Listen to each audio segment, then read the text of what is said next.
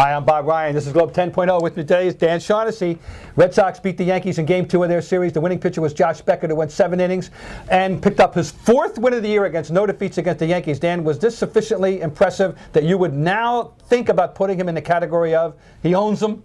Well, it's interesting because last year they owned him in a big way. His ERA was over 9 against them last year. I mean, his worst outings of his worst year were in New York against the Yankees. Some very curious things. He got hurt there, slipping on a wet field. This year, it's he wanted to make good on a lot of things. I think the contract for one.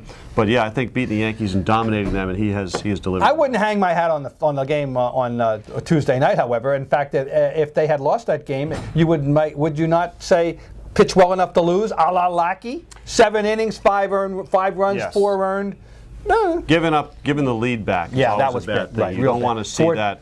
He's still got the attitude I like. He's yelling at Brett Gardner just for being on the bases, and that's the kind of Beckett that we know and love, and you want to see that guy.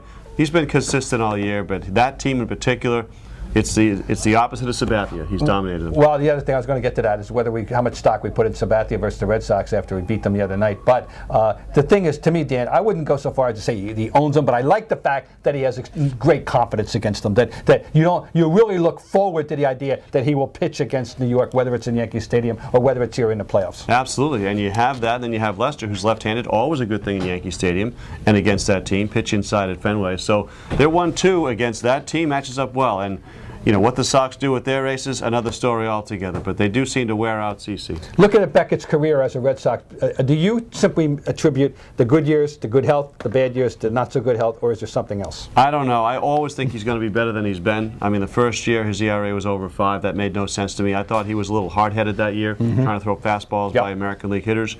He's learned to pitch better in this league, the lineups that you face, but his stuff is just overwhelming. His stuff has been great this year. He's had an outstanding year, and really hasn't. The record doesn't truly reflect how well he's pitched with the W. Wins are overrated. With the W as well, hey, a guy won the Cy Young last year with 13 wins, by the way, and we're in a new world order there. But Josh Beckett has asserted the fact that he can beat the Yankees, and you got to feel good about that.